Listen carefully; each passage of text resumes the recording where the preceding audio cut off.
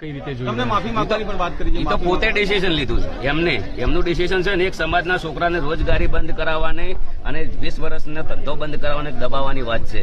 મારું પરિવાર મારું કુટુંબ છે, એમને ખબર નથી કે આ વ્યક્તિઓની કેટલી મહેનત છે. એક સમાજના છોકરાને દબાવવાની વાત કરી. એમ તો નિર્ણય મંજૂર છે તમને?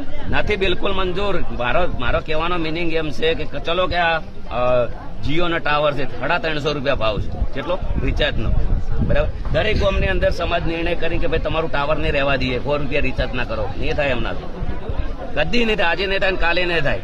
સમાજને તમારે અમારું ડિસિઝન લીધું છે, ભલે કશું વધુ નહીં. સમાજ બહાર છીએ ઓલરેડી અને દયા છે કુદરત ડીજે વગાડશો હવે? આવું ડીજે તો વાગે ને.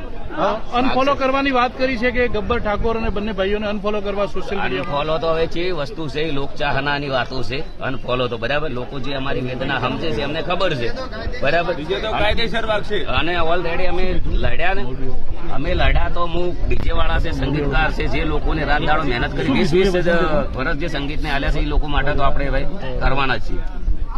મોરબીમાં